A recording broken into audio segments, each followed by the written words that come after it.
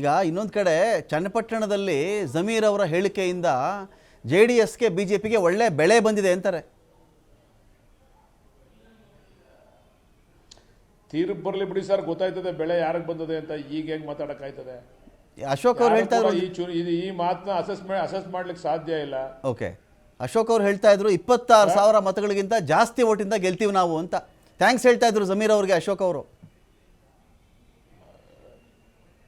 ಪದ್ಮನಾಭನಗರ ಅನ್ಕೊಂಡ್ಬಿಟ್ಟು ಅವ್ನು ಅಶೋಕಣ್ಣ ಪಾಪ ಪದ್ಮನಾಭನಗರ ಬಿಟ್ಟು ಆಚೆ ಬಂದು ನಿಂತ್ಕೊಳ್ಳೋಕೆ ಕೇಳಿ ಎಷ್ಟು ಸಾವಿರ ಬರ್ತದೆ ಅಂತ ಗೊತ್ತಾಯ್ತದೆ ಅವ್ರಿಗೆ.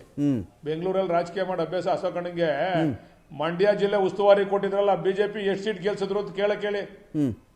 ಮಂಡ್ಯ ಜಿಲ್ಲೆ ಉಸ್ತುವಾರಿ ಕೊಟ್ಟಿದ್ರಲ್ಲ ಬಿಜೆಪಿಗೆ ಉಪಮುಖ್ಯಮಂತ್ರಿ ಮಾಡಿ ಎಷ್ಟು ಸೀಟ್ ಗೆಲ್ಸಿದ್ರು ಮಂಡ್ಯದಲ್ಲಿ ಅಂತ ಕೇಳಿ ಸರ್ ಅವ್ರನ್ನ.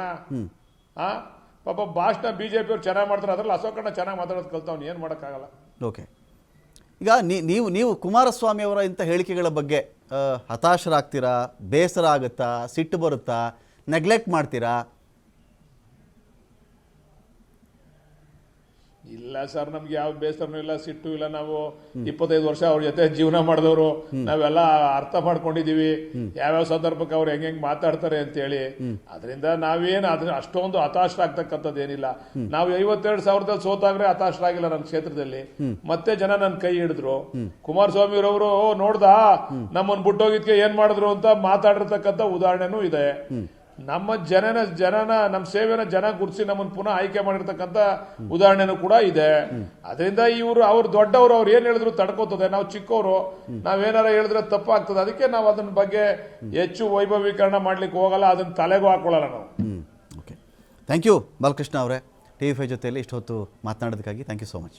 Thank you sir. ಇದು ಬಾಲಕೃಷ್ಣ ಅವರ ಮಾತುಗಳಾಗಿತ್ತು.